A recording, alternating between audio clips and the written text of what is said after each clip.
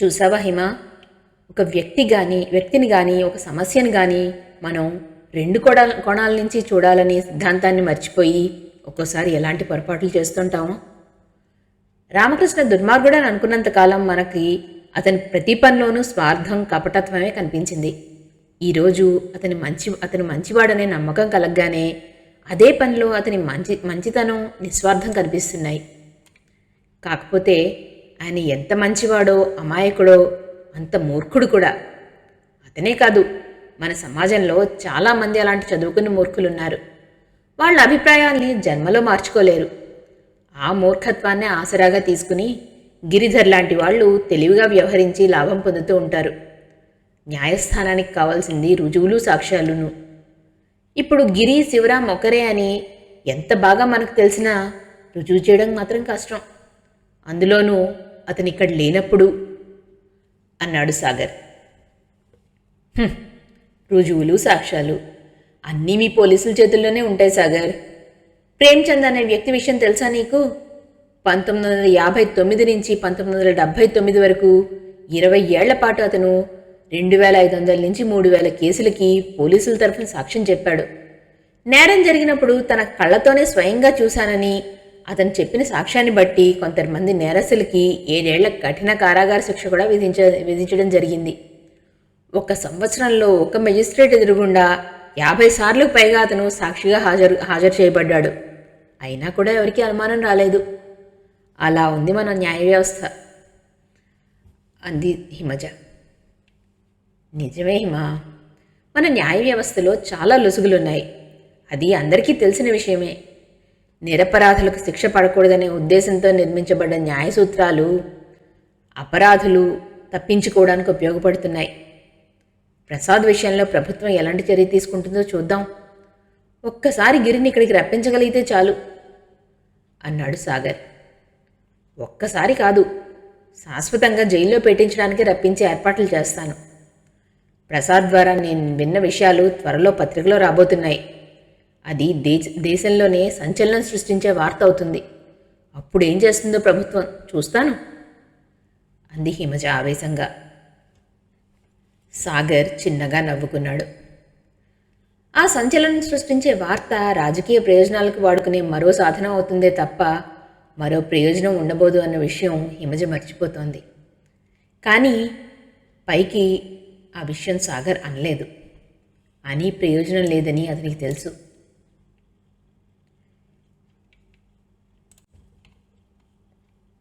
హిమజ తను పూర్తి చేసిన ఫీచర్ని చూసి తృప్తిగా తలపంకించింది. భారతదేశంలో అత్యధిక సర్క్యులేషన్ ఉండటమే కాకుండా మంచి రెప్యుటేషన్ కూడా ఉన్న వారపత్రికల్లో ఇల్లుస్ట్రేటెడ్ వీక్లీ ఒకటి.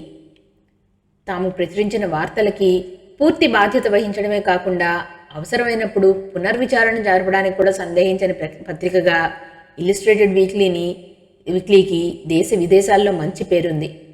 హిమజ తన వ్యాసాలను ఎప్పుడూ ఆ పత్రికే పంపుతుంది. ఈరోజు ప్రసాద్ ద్వారా విన్న పడవ మునక విషయాలను ఆసక్తికరంగా చదివేటట్లుగా నివేదిక తయారు చేసింది. Truth is stranger than fiction అన్న పేరుతో దాన్ని మరోసారి చదువుతుంటే ఆమెకు అనిపించింది ప్రసాద్ ఫోటో కూడా తీసి పంపితే బాగుంటుంది అని. అనుకోవడమే ఆలస్యం. డాక్టర్ రామకృష్ణ ఇంటికి బయలుదేరింది ఆమె. ప్రహరీ గోడ గేటు తెరుస్తుంటే అప్పుడే బయటికి వెళ్తున్న శివయ్య కనిపించాడు. ఆమె విసురుగా మొహం తిప్పుకుంది. రామకృష్ణ ఎవరో పేషెంట్ని చూడ్డానికి బయటికి వెళ్ళాడని తెలిసింది. ప్రసాద్ గదిలోకి వెళ్ళబోయింది ఆమె. హిమజని అక్కడ కూర్చున్న వ్యక్తి అడ్డగించాడు. సారీ మేడం, లోపలికి వెళ్ళడానికి వీల్లేదు, పర్మిషన్ కావాలి అన్నాడు అతను. మీరెవరు? కోపంగా అడిగింది హిమజ. అతను ఐడెంటిఫికేషన్ కార్డ్ తీసి చూపించాడు. ప్రస్తుతం మిస్టర్ ప్రసాద్ కస్టడీలో ఉన్నారు.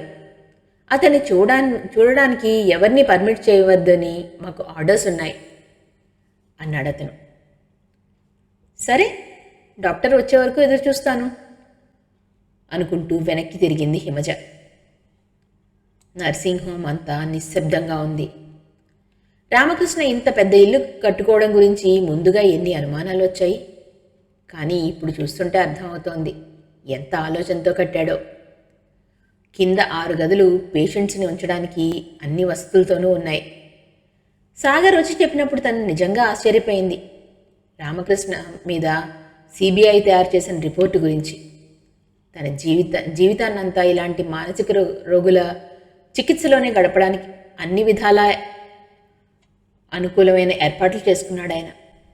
ఇవ్వగలిగిన వాళ్ళ దగ్గరే డబ్బులు తీసుకుంటూ, ఏమీ ఇవ్వలేని వాళ్ళకి ఉచితంగానే వైద్యం చేస్తూ తన ఖర్చులతోనే మందులు కూడా కొంటాడు. ప్రసాద్ ఎవరో తనకి తెలియకపోయినా 2 నెలల నుంచి తన దగ్గరే ఉంచుకుని చికిత్స చేశాడు. ఆలోచిస్తున్న హిమజ, చాలాసేపు అయిందా హిమజ వచ్చి అన్న డాక్టర్ రామకృష్ణ మాటలకి ఆలోచనల్లోంచి బయటపడింది. మీకోసమే చూస్తున్నాను. నాకు ప్రసాద్ ఫోటో కావాలి. వాళ్ళు నన్ను లోపలికి వెళ్ళనివ్వడం లేదు అంది హిమజ ఫిర్యాదు చేస్తున్నట్లుగా. సారీ హిమ, ఆ విషయంలో నేనేం చేయలేను. అతనిప్పుడు వాళ్ళ ఆధీనంలో ఉన్నాడు. నేను మందులు ఇవ్వాలనుకున్నా కూడా వాళ్ళు నా వెంటే ఉంటారు. అంత స్ట్రిక్ట్గా ఉన్నారు వాళ్ళు. వాళ్ళ అనుమానం వాళ్ళది, తప్పు పట్టి ప్రయోజనం లేదులే అన్నాడాయన. కానీ మనమే కదా అతన్ని వాళ్ళకి అప్పగించింది. మనకే అభ్యంతరం చెప్పడం బాలేదు అంది హిమజ. నిజమే అనుకో, కానీ ఒకసారి వాళ్ళు రెస్పాన్సిబిలిటీ తీసుకున్నాక మనకి ఎలాంటి అధికారం ఉండదు కదమ్మా. లాభం లేదు అన్నాడు డాక్టర్ రామకృష్ణ. ఇంకా మాట్లాడి ప్రయోజనం లేదని అర్థమైంది. నిరాశగా వెనక్కి తిరిగింది. గేటు వరకు వెళ్ళాక హిమజకి ఒక ఐడియా వచ్చింది. ప్రసాద్ ఉన్న గదికి పెద్ద కిటికీ ఉంది, వెనక తోటవైపుకి. డాక్టర్ ఎలాగూ బిజీగా ఉన్నాడు పేషెంట్లతో. వెళ్ళి ప్రయత్నిస్తేనో? ఆ మాత్రం ధైర్యం చేయాల్సిందే. తన్నెవరూ గమనించడం లేదని చూసుకుని శబ్దం చేయకుండా తోటలోకి నడిచింది హిమజ. గోడ పక్క నుంచి వంగుని తొంగి చూసింది వెనక వైపుకి. ఎదురుగా కనిపించిన దృశ్యంతో గుండె దడదడా కొట్టుకుంది. ప్రసాద్ కిటికీ దగ్గర నిలబడ్డాడు శివయ్య. చేతిలో ఏదో ఆయుధంతో కిటికీ అద్దాన్ని తీయడానికి ప్రయత్నిస్తున్నాడు. ఇదే అవకాశం అతన్ని రెడ్ హ్యాండెడ్గా పట్టుకోవడానికి అనుకుంటూ అటూ ఇటూ చూసింది హిమజ. పక్కన పెద్ద మామిడి చెట్టుంది. గబుక్కున దాని వెనక్కి వెళ్ళింది. శివయ్య తాపీగా నిర్భయంగా తన పని చేసుకుపోతున్నాడు. ఆమె తలెత్తి చూసి ఉంటే కారణం తెలిసుండేది. శివయ్యను గమనించడంలో మునిగిపోయిన హిమజ వెనక ఇంటి డాబా మీద గన్తో ఉన్న వ్యక్తిని గమనించలేదు. కెమెరా వ్యూవర్లోంచి ఫోకస్ అడ్జస్ట్ చేసుకుంటూ ఆమె కాస్త వంగకపోతే అతను పేల్చిన తుపాకీ గుండు ఆమె భుజంలోంచి దూసుకుపోయేదే. తన తల మీదుగా రయ్యమని దూసుకుపోయి ఎదుటి కొమ్మలో చిక్కుకున్నదేమిటో అర్థం కాక అయోమయంగా చూస్తూ ఉండిపోయింది హిమజ ఒక క్షణం. కానీ ఏదో అపాయాన్ని ఊహించి ఆమె శరీరం ఆటోమేటిక్గా చెట్టు వెనక్కి జరిగింది. అయితే ఇప్పుడు శివయ్య దృష్టిలో పడింది ఆమె. అతను జేబులోంచి ఏదో తీయబోతున్నాడని గ్రహించగానే మళ్లీ గోడ పక్క నుంచి ఇంటి ముందు వైపుకు పరిగెత్తింది. ఈసారి ఆమె హై హీల్స్ చెప్పులు పెద్దగా శబ్దం చేశాయి. అయితే ఆమె అనుకున్నట్లుగా శివయ్య వెనక పరిగెత్తుకుని రాలేదు. కానీ ఈ లోపల వెనక పిస్తోల్ చప్పుడు మాత్రం వినిపించింది. ఆమె పరుగు వేగం ఎక్కువ చేసింది. డాక్టర్ రామకృష్ణకి జరిగిన విషయం చెప్పగానే ఆయన ఇన్స్పెక్టర్తో కలిసి వెనక్కి పరిగెత్తాడు. కానీ అప్పటికే శివయ్య శరీరం రక్తపు మడుగులో కొట్టుకుంటోంది. హిమజ స్తబ్దురాలైంది. శివయ్య మరణించాడు. ఆమెకి ఈ విషయం ఇంకా నమ్మబుద్ధి కావడం లేదు. తను కొద్దిలో ప్రమాదం నుంచి తప్పించుకుంది. లేకపోతే తను వెళ్ళవలసిన లోకం అది. తను అతడిని చూడడం వల్ల ఆ రాక్షసులు అతన్ని పంపించేశారు అనుకుంది హిమజ. అంబులెన్స్ రావడం, శివయ్యను హాస్పిటల్కి తీసుకెళ్లడం జరిగిపోయింది. పోలీస్ ఇన్స్పెక్టర్కి అసలు విషయం చెప్పకుండా తోటలో ఫోటోలు తీసుకోవడానికి వెళ్ళాను అని చెప్పింది హిమజ. అక్కడి నుంచి బయటపడడానికి 2 గంటలు పట్టింది ఆమెకి. అలసటిగా ఇంటికి తిరిగి వచ్చింది. శివయ్య మరణం ఆమెని దిగ్భ్రాంతిలో ముంచింది. కానీ ఇప్పటి అనుభవాన్ని కూడా పత్రికకు రాసి పంపాలన్న ఆలోచన ఆమెను అక్కడ ఆపలేదు. టేబుల్ ముందు కుర్చీలో కూర్చోబోతూ ఉలిక్కిపడింది హిమజ. వెళ్ళేటప్పుడు తను పూర్తి చేసి పిన్ చేసిన కాగితాలు అక్కడ లేవు. తనకి బాగా గుర్తు, అక్కడే పెట్టినట్టు. ఏమైనట్టు? ఎవరు తీశారు? తన గదిలోకి రాత తప్ప ఇంకెవరూ రారు. ఎందుకైనా మంచిదని టేబుల్ సరుగుల్లోనూ అలమార్లోనూ కూడా చూసింది. లేవు. ఆగలేక కిందకి దిగి వచ్చి రాధను అడిగింది. నేనేం చూడలేదే, అసలు అటు వెళ్ళందే నేను.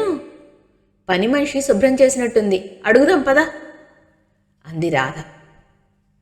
అవునమ్మా, గదిలో చిందరవందరగా పడుంటే కొన్ని కాగితాలు తుడిచి పారేశాను అంది పని మనిషి. ఏది, ఎక్కడున్నాయి చూపించు అని అడిగింది హిమజ ఆశగా. మున్సిపాలిటీ వ్యాన్ వచ్చింది కదమ్మా, చెత్త అంతా ఎత్తుకుపోయారు అంది పని అమ్మాయి. హిమజ హతాశురాలైపోయింది. పొద్దుటే వచ్చి అవి తీసుకెళ్తానన్నాడు రిపోర్టర్. ఢిల్లీ ఫ్లైట్లు వెళ్లే వాళ్ళతో ఎవరితోనో పంపించాలని. ఇప్పుడు ఇవ్వలేకపోతే ఇంకో వారం రోజులు ఆలస్యం అయిపోతుంది. ఏమిటమ్మా, అంత ముఖ్యమైన కాగితాలా అని అడిగాడు ప్రకాశరావు. అవును అంకుల్, రేపు ప్రెస్కి వెళ్లాల్సినవి అంది హిమజ. ఇంకేం మాట్లాడలేక గదిలోకి వెళ్ళిపోయింది. ఎలాగైనా పొద్దుటి లోపల మళ్ళీ రిపోర్ట్ తయారు చేయాలి. ఆలస్యం కావడానికి అస్సలు వీల్లేదు. ఇక్కడ ఇంట్లో పార్టీ పెట్టుకుని రాసుకుంటూ కూర్చోలేదు. ఎలాగైనా చెప్పకుండా ఇక్కడి నుంచి బయటపడాలి అనుకుంది హిమజ. ఇప్పుడే వస్తాను అంటూ మళ్ళీ కారు బయటికి తీస్తున్న హిమజని వింతగా చూశారు ప్రకాశ్రావు గారు. ఈ అమ్మాయికి కాస్త పిచ్చెక్కినట్టుంది అన్నారు పైకే. రైల్వే స్టేషన్ పార్కింగ్లో కారు పార్క్ చేసి ఆటోలో తన ఇంటికి చేరుకుంది హిమజ. తను ఇక్కడికి వచ్చినట్టుగా ఎవ్వరికీ తెలియకూడదు. ముఖ్యంగా ప్రకాశ్రావు గారికి తను ఒంటరిగా వచ్చి ఇక్కడ ఉన్నట్టు తెలిస్తే చాలా కోపం వస్తుంది. తలుపు లోపల నుంచి లాక్ చేసి ఇల్లంతా తిరిగి చూసింది. అన్ని తలుపులు కిటికీలు వేసున్నాయన్న నమ్మకం కలిగాక పై గదిలో కూర్చుంది కాగితాలు ముందేసుకుని.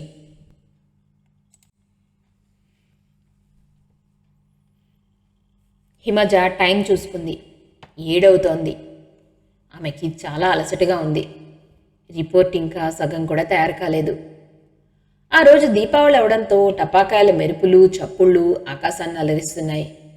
పొద్దుటి నుంచి తను భోజనం చేయలేదు అన్న విషయం అప్పుడు గుర్తొచ్చింది ఆమెకి. ప్రకాశ్రావు గారి ఇంట్లో పార్టీ మొదలై ఉంటుంది. అందరికీ అనుమానం కూడా వచ్చుంటుంది తను ఎక్కడికి వెళ్ళిందో అని. ఏదైనా కానీ ఈ రాత్రి రిపోర్ట్ పూర్తి చేయాలి అని దృఢ నిశ్చయంతో కూర్చుందామె. వంటింట్లో ఫ్రిడ్జ్లో మిల్క్ పౌడర్ కనిపించింది. మరో డబ్బాలో కనిపించిన జీడిపప్పు కాస్త వేయించుకుని తింది. తర్వాత ఒక కప్పు టీ తాగేసరికి అలసట కాస్త తీరినట్టు అనిపించింది. ఆమె అనుమానించినట్లుగానే కాసేపటికి ఫోన్ మోగడం మొదలయ్యింది. హిమజ తీయలేదు. 5 నిమిషాలు మోగి ఆగిపోయింది. పైన గదిలో కూర్చుని తిరిగి రాయడం మొదలుపెట్టింది. కడుపులో కాస్త ఆహారం పడేసరికి పొద్దుటి నుంచి పడిన టెన్షన్ ఆతృత తగ్గి నిద్ర ముంచుకొచ్చింది. అలాగే టేబుల్ మీద తల పెట్టుకుని పడుకుంది. ఎంతసేపు అలా నిద్రపోయిందో ఆమెకే తెలీదు. ఏదో వస్తువు కింద పడ్డ శబ్దానికి మెలకు వచ్చింది ఆమెకి. కళ్ళు తెరవగానే తను ఎక్కడున్నది ఒక్క క్షణం అర్థం కాలేదు. తర్వాత టైం చూసుకుంటే 12 అవుతోంది. అబ్బా, 4 గంటల పాటు నిద్రపోయానా అనుకుంది ఆశ్చర్యంగా. ఎదురుగా పేపర్లు నా విషయం మర్చిపోయావా అని వెక్కిరిస్తున్నట్లుగా అనిపించి ఆతృతగా పెన్ను చేతిలోకి తీసుకుంది. అప్పుడు వినిపించింది మళ్ళీ కింద హాల్లోంచి ఏదో శబ్దం. బయట చీకటి నెమ్మదిగా పాక్కుంటూ వస్తోంది. ఆమె ఆ చీకటిని మర్చిపోయి తన పనిలో నిమగ్నమైపోయింది. బొంబాయి ఎయిర్పోర్ట్లో దిగి సరాసరి హార్బర్కి చేరుకున్నాడు సాగర్.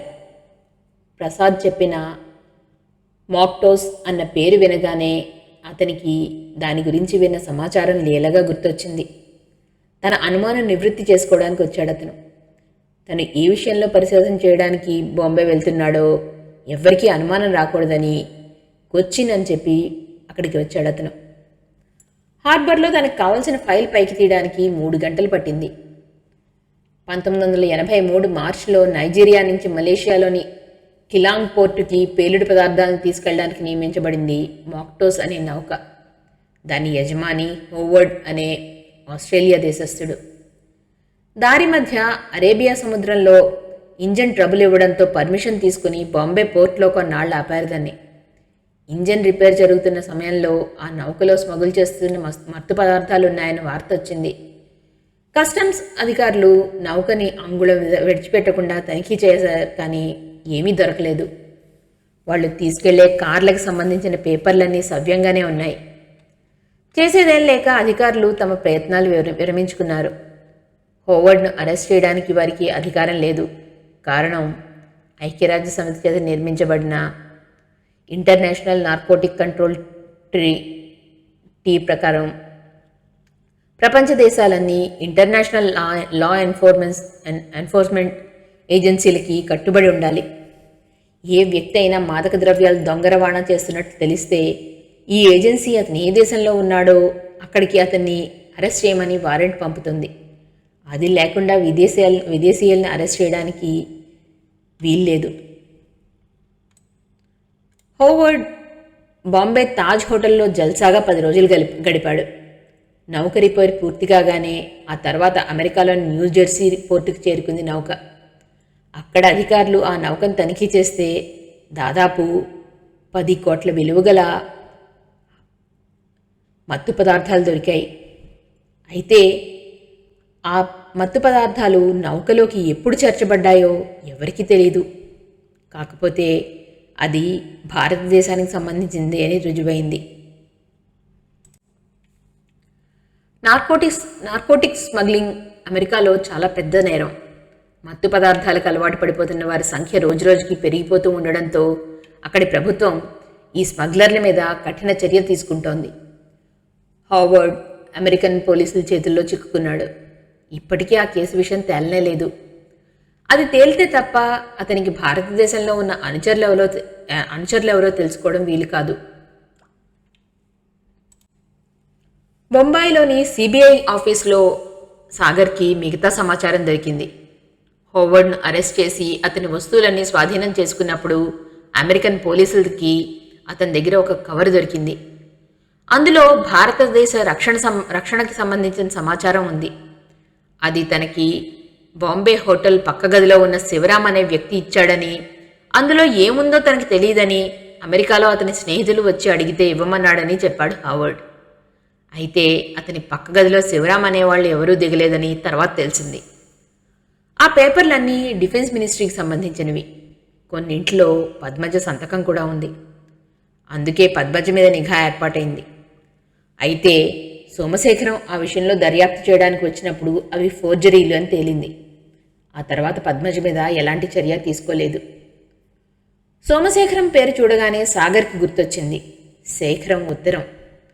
చనిపోవడానికి ముందుగా పరిశోధించడానికి బాంబే వచ్చాడు శేఖరం. తన పరిశోధనలో గిరిధర్ అనే వ్యక్తి గురించి తెలిసినట్లుగా రాశాడు. అంటే గిరిధర్ గురించి శేఖరానికి బాంబేలోనే తెలిసుండాలి. హోవర్డ్ శివరాం అనే వ్యక్తిని హోటల్లో కలిశానని చెప్పాడు. కానీ ఆ పేరు రికార్డులో లేదు. ఒకవేళ శివరాం అనే పేరుతో కాక గిరిధర్ అనే పేరుతో అతను బస్ చేసి ఉన్నట్లయితే? సాగర్ తాజ్ హోటల్ పాత రికార్డులు తీయించి వరుసగా పేర్లు చూడడం మొదలెట్టాడు. హోటల్ రిజిస్టర్లో గిరిధర్ పేరు కోసం వెతుకుతున్న సాగర్ చూపులు ఒకచోట ఆగిపోయాయి అకస్మాత్తుగా. ఆశ్చర్యంతో అతని కళ్ళు విప్పారాయి. అదే రైటింగ్, అదే సంతకం. గిరిధర్ సూట్ కేసులో దొరికిన శివరాంకు ఉద్దేశించి రాసిన ఉత్తరం. ఆతృతగా అడ్రస్ చూశాడు. 6-1-908H అనుంది. అప్రయత్నంగా అతని నోటి నుంచి మై గాడ్ అన్న మాట వెలువడింది. సేఠ్ సుందర్లాల్ని అరెస్ట్ చేసిన తర్వాత అతన్ని ఇంట్రాగేట్ చేసినప్పుడు చెప్పాడు, దేశ విదేశాల్లో తన స్నేహితుల్ని, వ్యాపారానికి సంబంధించిన వాళ్ళని కాంటాక్ట్ చేయడానికి తను ప్రైవేట్గా ఎలక్ట్రానిక్ ఎక్స్చేంజ్ని బాత్రూంలో ఫిక్స్ చేసుకున్నాను అని. దాని విషయమై తన స్టాఫ్ కూడా ఎవరికీ తెలియకుండా జాగ్రత్త పడ్డానని, అక్కడ నోట్బుక్లో దొరికిన నంబర్లన్నీ తన స్నేహితుల కోడ్ నంబర్లని చెప్పాడు అతను. పరిశోధిస్తే చాలా వరకు నిజమే అని తేలింది. కానీ అంతటితో ఆ విషయం అందరూ మర్చిపోయారు. ఈ విషయం గుర్తొచ్చిన సాగర్ జేబులోంచి డైరీ తీశాడు. అదృష్టవశాత్తు తను ఆ రోజు నోట్ చేసుకున్న నంబర్లన్నీ అలాగే ఉన్నాయి. వాటిలో మొదటిది H80619. పేపర్ని తిరగేసి చూశాడు. 61908H అని కనిపిస్తోంది. ఒక్కో నెంబరు చూసిన కొద్దీ అతనికి అర్థం కాసాగింది. అంత సింపుల్గా ఎవరికీ అనుమానం కలగకుండా జాగ్రత్తగా కోడ్లో తయారు చేయబడ్డాయి అవి. ఇన్నాళ్ళు తనకి ఈ విషయం ఎందుకు తట్టలేదు? అరచేతిలో రహస్యం దాచుకుని దేశం అంతా వెతుకుతున్నాడు అని తనని తాను తిట్టుకున్నాడు.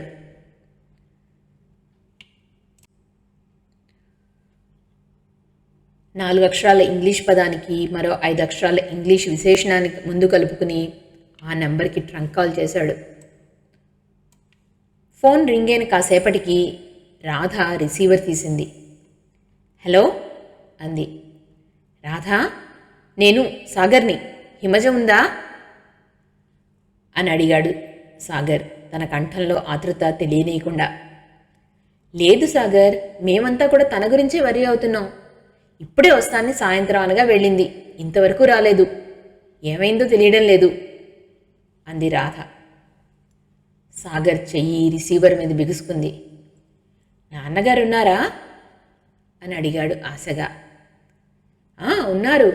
పార్టీ జరుగుతోంది. చాలామంది మంత్రులు ఎంపీలు వచ్చారు. అయినా కూడా ఆయన ఎంతో దిగులు పడుతున్నారు. వాళ్ళని వదిలి వెళ్ళడం బాగుండదని ఆగిపోయారు. హిమజ ఫ్రెండ్స్కి ఫోన్ చేస్తానన్నా కూడా వద్దన్నారు. ఒక్క పూట రాకపోయేసరికి అందరికీ తెలిసేలా ఏం చెయ్యొద్దని అన్నారు అంది రాధ. నిజమేలే, ఎవరింట్లోనూ మాటల్లో పడి ఉంటుంది. పొద్దున్నే వచ్చేస్తుందేమోలే అన్నాడు సాగర్. వస్తే ఏమైనా చెప్పాలా అని అడిగింది రాధ. వద్దు, నేనే వచ్చేస్తున్నాను అన్నాడు అతను.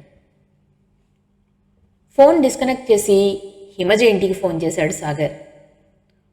ఫోన్ మోగుతూనే ఉంది కానీ జవాబు లేదు. సాగర్కి తెలుసు ఉంటే హిమజ అక్కడే ఉంటుంది అని. హిమా, నేను ఒక్కసారి ఫోన్ తీయి అని అతని మనసు ఆక్రోశించింది. 5 నిమిషాలైంది. ఆమె ఫోన్ తీయలేదు. ఒకవేళ అక్కడ లేకపోతే?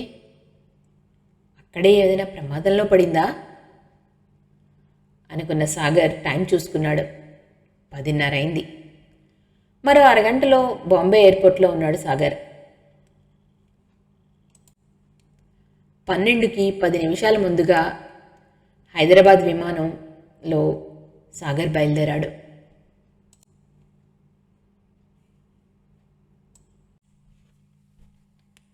ఇంట్లో తను ఒంటరిగా లేనని, మరెవరో ఉన్నారని, వాళ్ళు వేసిన తలుపులు తెరుచుకుని వచ్చారని తలుచుకోగానే హిమజ ముందు భయపడింది.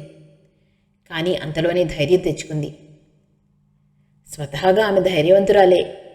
కానీ అంత పెద్ద ఇంట్లో తను ఒంటరిగా ఉన్నాననే భయం అంతర్లీనంగా ఉండడమే కాకుండా ఆ రోజు ప్రాణాలను తీయడానికి కూడా వెనకాడని నరరూప రాక్షసుల్ని ప్రత్యక్షంగా చూసిన కారణంగా ఆమె కాస్త జడిసింది.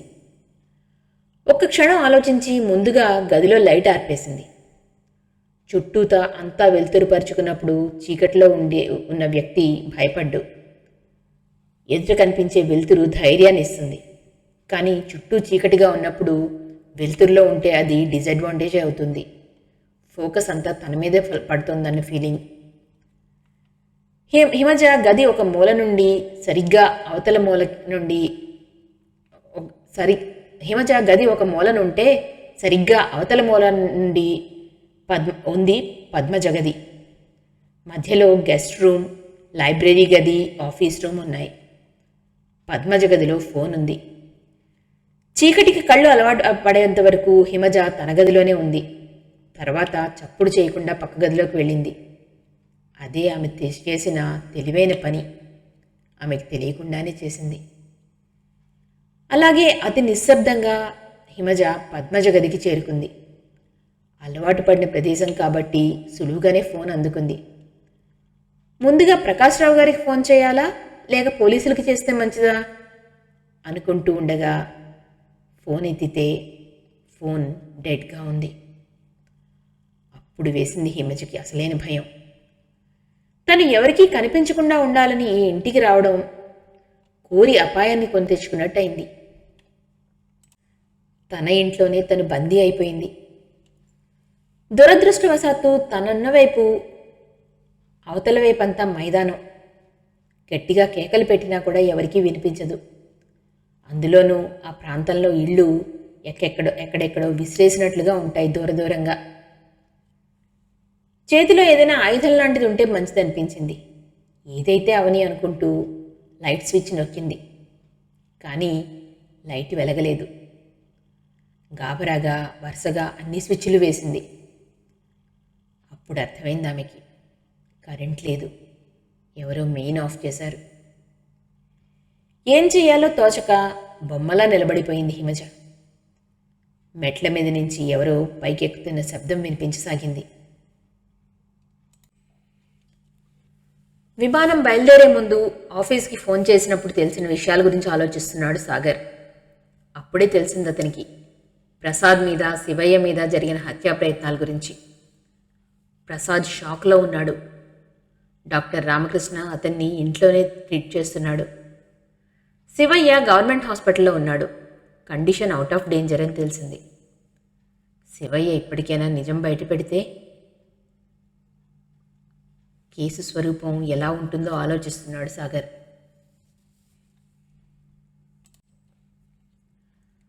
అడుగుల చప్పుడు పైదాకా వచ్చింది.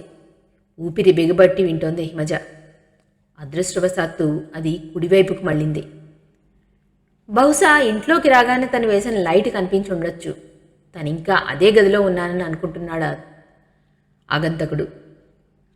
ఒక రకంగా తనకి కాస్త టైం దొరుకుతోంది ఏదైనా చేయడానికి అనుకుంది హిమజ. ఆమె మనసులో శివయ్య మాటలు మెదులుతున్నాయి. శేఖరంలా నువ్వు ఆత్మహత్య చేసుకోబోతున్నావు అని. అవును, ఇప్పుడు తన్ని చంపేసి దాన్ని ఆత్మహత్యగా రూపొందించడం పెద్ద కష్టమేం కాదు. దానికి తనే మంచి అవకాశం కలుగజేసింది కూడా, ఒంటరిగా చిక్కి. కానీ అలా కానివ్వకూడదు. తను చచ్చిపోయినా సరే ఇది ఆత్మహత్య కాదని, హత్యే అని నలుగురు గుర్తించేలా చెయ్యాలి అనుకుందామే. ఇంకా ఆలస్యం చేయలేదు. క్షణం కూడా వృధా చేయకుండా గెస్ట్ రూమ్లోకి వచ్చింది. తలుపు గడియ వేసి గదిలో ఉన్న కుర్చీలు అడ్డంగా పెట్టింది. లైబ్రరీ గదిలోకి వెళ్ళింది. అక్కడ కూడా గడియ పెట్టింది. అతను తన వైపు రావాలి అంటే ఈ 2 గదులు దాటాలి. లైబ్రరీలో పుస్తకాలన్నీ తీసి చిందరవందరగా రూమ్ నిండా పడేసింది. చేతికందిన పేపర్ వెయిట్తో బీరువాల అద్దాలన్నీ పగలగొట్టింది. పోలీసులకి అనుమానం రావాలి. కనీసం సాగర్కైనా.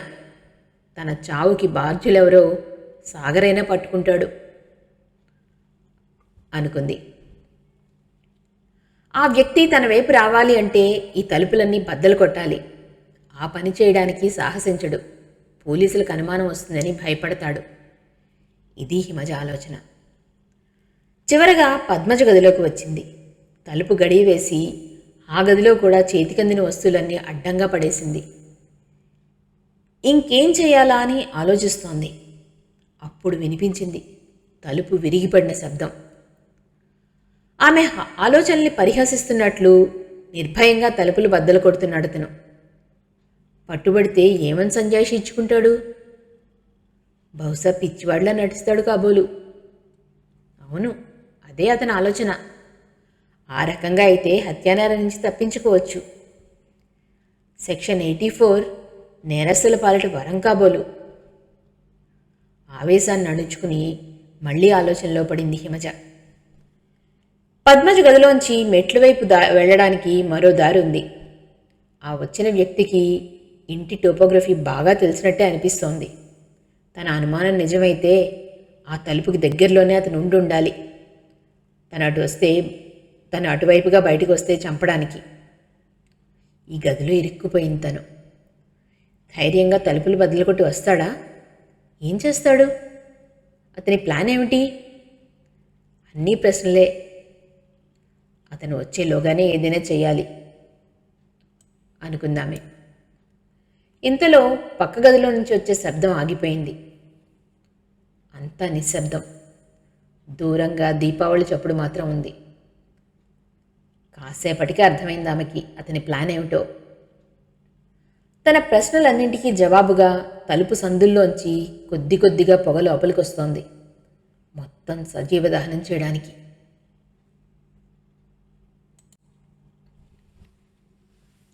విమానంలో కూర్చున్న ఆ గంట వృధా చేయలేదు సాగర్.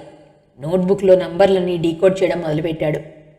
ఒక సిబిఐ ఆఫీసర్గా చాలామంది ప్రముఖుల టెలిఫోన్ నంబర్లు, అడ్రస్లు అతనికి తెలుసు. తను డీకోడ్ చేస్తున్న అడ్రస్ల్లో కొన్ని గుర్తుపట్టగానే అతనికి చెమటలు పట్టాయి. విమానం కంటే వేగంగా ప్రయాణం చేసి ఊళ్ళో వాలాలనుంది అతనికి. విమానం ల్యాండ్ అవ్వడానికి ఇంకా 10 నిమిషాల టైం ఉంది. నిమిషం ఒక యుగంగా గడుస్తోంది అతనికి. పొగ గది నిండా నిండుతోంది. హిమజ కళ్ళల్లో నుంచి నీళ్లు కారుతున్నాయి. ఊపిరి పీల్చుకోలేక ఉక్కిరిబిక్కిరవుతోంది. కిటికీ తలుపులు తెరవడానికి ప్రయత్నించింది. రాలేదు. పొగ బయటకు వెళ్లే దారి లేక దట్టంగా పరుచుకుంటోంది. గదిలో మిగిలింది ఒకటే దారి, చిన్న బాల్కనీ. పద్మజ ఎప్పుడూ తెరిచేది కాదు. దాంతో తలుపు గట్టిగా బిగుసుకుపోయింది. హంతకుడు ఆమె కన్నా తెలివైన వాడిలాగా ఉన్నాడు.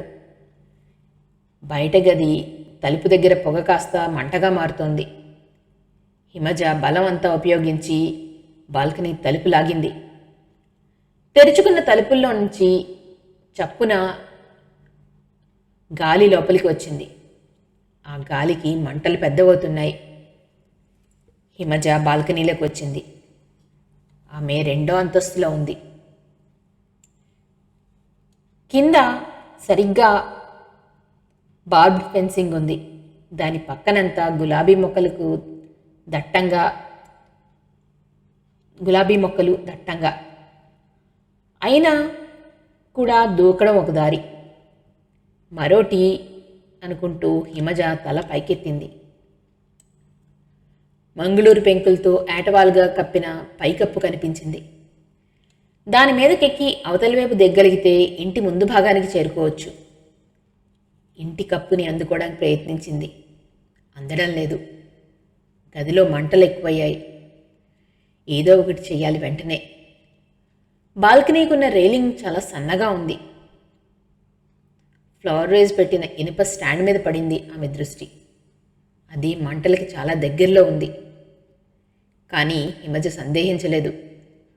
ఒక్క పరుగును వెళ్ళి అందుకుంది. చేతులు కాలాయి, అయినా వదల్లేదు. దాన్ని లాక్కొచ్చి బాల్కనీలో పెట్టింది. అది బాగా ఎత్తుగా ఉంది.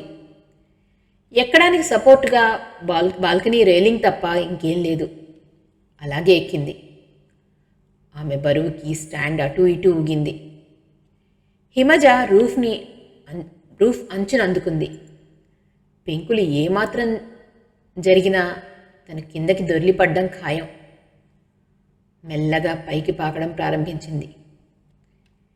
కింద నుంచి మంటల సెగ తగులుతోంది. కప్పు పైదాకా ఎక్కి వెనక్కి తిరిగి చూసింది హిమజ. తను అప్పటిదాకా ఉన్న బాల్కనీలో మంట ఉంది ఇప్పుడు. కళ్ళు గట్టిగా మూసుకుని తెరిచింది. రూఫ్ అవతల వైపు గెస్ట్ రూమ్ వైపు మంటలు ఇంకా పాకలేదు. గెస్ట్ రూమ్కి కూడా బాల్కనీ ఉంది. ఎలాగో అక్కడికి చేరితే తర్వాత ఇంటి పోర్టికో మీదకి చేరచ్చు. అక్కడి నుంచి కిందకి దూకినా పర్వాలేదు అనుకుంటూ హిమజ మెల్లిగా అటువైపు దిగడం మొదలుపెట్టింది. హిమా అంటూ పిలుపు వినిపించింది. ఎవరో గట్టిగా పిలుస్తున్నారు. తల తిప్పి చూసింది. గెస్ట్ రూమ్ బాల్కనీలో నిలబడి ఉన్నాడు ప్రకాశ్రావు అంకుల్. మెల్లిగా దిగు, జాగ్రత్త, నేను పట్టుకుంటాను ఇటువైపు అంటున్నారాయన. విమానం ఆగగానే అందరికంటే ముందుగా బయటకు వచ్చాడు సాగర్.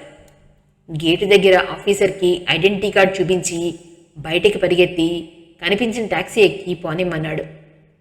ఎందుకో అతని అనుమానం హిమజ ఇంట్లోనే ఉంది అని. టాక్సీ అటువైపే వెళ్తోంది.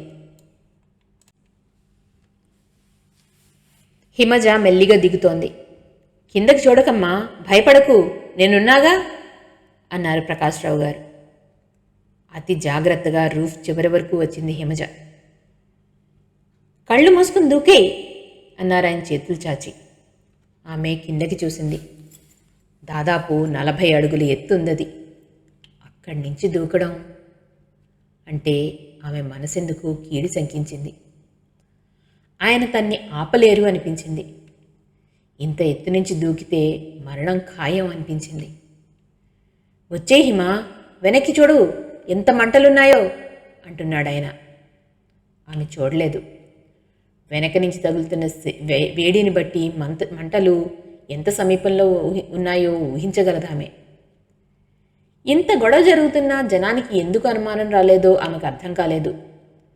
బహుశా మంటలు బయటకు కనిపించుండవు, మామూలు పొగ అనుకునుంటారు, లేదా దీపావళి తాలూకు పొగ అనుకునుండొచ్చు.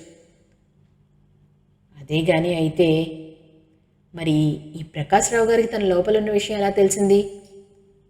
ఆయన కాలింగ్ బెల్ ఎందుకు కొట్టలేదు?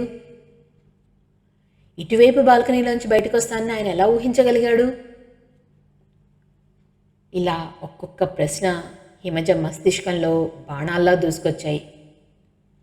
లోపల పొగ ఉన్న మాట నిజమే, అది ఆయనకు కూడా తెలిసింది అనుకుందాం.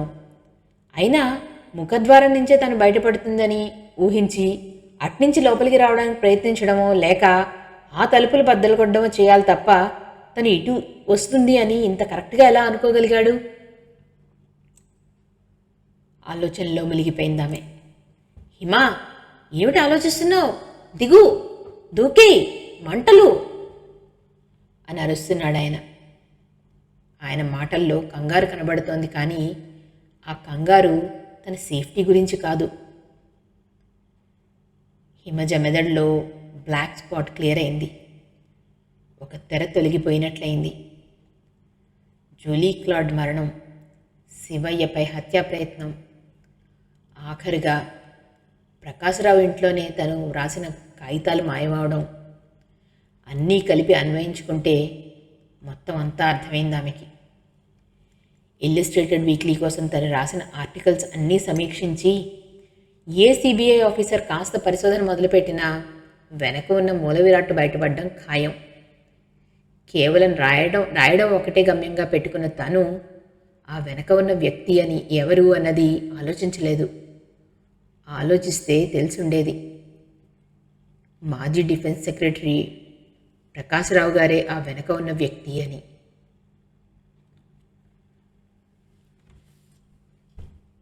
వెనక నుంచి ఒక గాలి కెరటం మంటల్ని హిమజకి మరింత దగ్గరగా తోసింది. అయిపోయింది.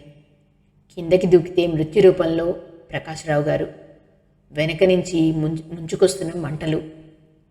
రా హిమజ, రా అంటున్న ప్రకాశ్రావు గారి కంఠంలో అదే మార్ధవం.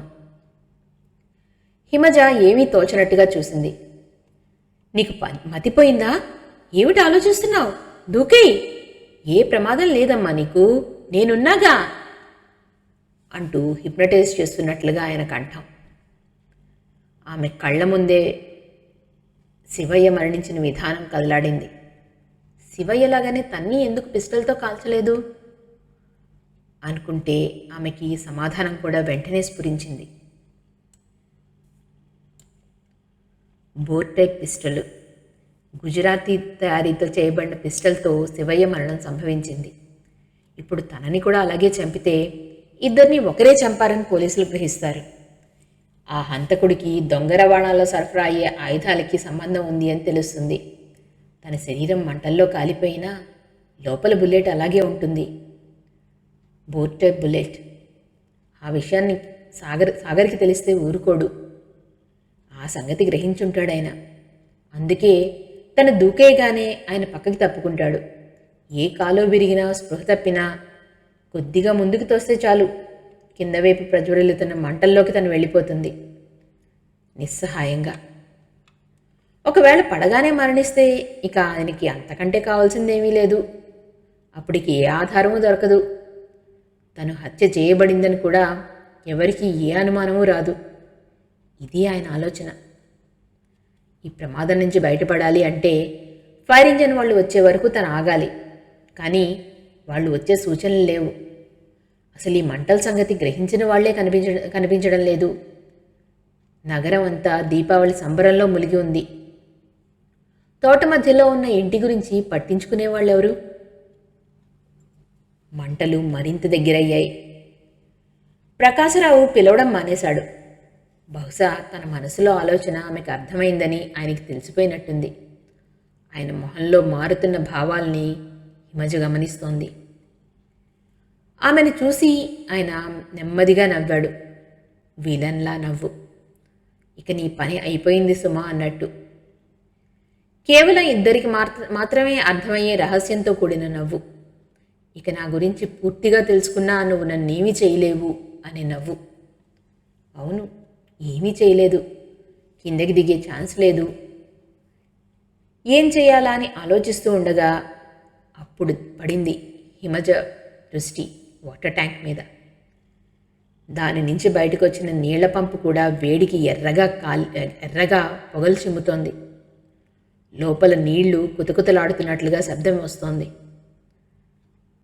ట్యాంక్ మీద మంటల వల్ల చీలికలు కనబడుతున్నాయి. చచ్చే ముందు కనీసం అతన్ని గాయపరచాలి అనుకుంటూ చుట్టూ చూసింది హిమజ. బాల్కనీ మీద ఉన్న మొక్కలన్నీ అప్పటికే వేడికి మాడిపోయాయి. కుండీల పక్క చిన్న ఇనప ఓచ ఉంది. గుడ్డతో దాన్ని తీసుకుని ట్యాంక్ దగ్గరికి వచ్చింది. ఇంకెంతో సమయం లేదు. మంటలు దగ్గరికి వస్తున్నాయి. పైనున్న చెక్క పందిరి ఏ క్షణమైనా కూలిపోయేటట్టుగా ఉంది. ఆమె రెండు రకాలుగా ఆలోచించింది. నీళ్ల ట్యాంక్కి చిన్న రంధ్రం పెడితే ఆ నీటిధార అతని మీద పడి కనీసం 4 రోజుల పాటు బాధ పెట్టేంతగా మొహం బొబ్బలెక్కుతుంది. ఏమాత్రం అదృష్టం ఉన్నా అతను ఆ బాధలో ఉండగా ఏ కాలు ఫ్రాక్చర్ కాకపోతే కొంత దూరం పరిగెత్తి సహాయం కోసం కేకలు పెట్టవచ్చు తను. అది వీలు కాక ఏ ఎముకైనా విరిగితే అతను తన్ని మంటల్లో తోసే లోపు అతన్ని గాయపరచచ్చు అనుకుంటూ అతను ఎక్కడ ఉన్నాడా అని హిమజ ట్యాంక్ పక్క నుంచి కిందకి చూసింది. ఉన్నట్టుండి ఆమె బాల్కనీ లోపల మాయమైపోవడంతో అతను అయోమయంగా గోడ కిందకి వచ్చి పైకి చూడసాగాడు. సరిగ్గా ఆ సమయానికి పైన హిమజ నీళ్ల ట్యాంకు చీలికని చేతిలో ఊచతో బలంగా కదిపింది. ఎవ్వరూ ఊహించని సంఘటన అప్పుడు జరిగింది. చివరి పొర సిమెంట్ మాత్రమే ఆధారంగా ఉన్న ఆ ట్యాంకు పెద్ద శబ్దంతో రెండుగా విడిపోయింది. శివుడి జడల నుంచి గంగ జారినట్టు ఒక్కసారిగా నీళ్లు ఉవ్వెత్తున అందులో నుంచి కిందకి ధారగా జారాయి. అలా జారి ప్రకాశరావు మొహం మీద పడ్డాయి. ఆయన పెట్టిన కేక దీపావళి హడావిడిలో ఎవ్వరికీ వినిపించలేదు. కానీ చాలా భయంకరంగా గుండెలవిసేలా ఉంది ఆ కేక. ఆ ఆకస్మిక పరిణామానికి కాలు కూడా వెనక్కి వేయలేకపోవడంతో ఆ నీళ్లు పూర్తిగా శరీరాన్ని తడిపేశాయి. అప్పటికప్పుడు మాంసం ఉడికిపోయినట్లు అయిపోయింది. అయితే ఇదేమీ హిమజకి తెలీదు. తెల్లటి నీటి ఆవిరి పొగల మధ్య వేడికి తట్టుకోలేక ఆమె కిందకి దూకేసింది. దూకి కింద పడడంతోనే ఆమె స్పృహ తప్పింది.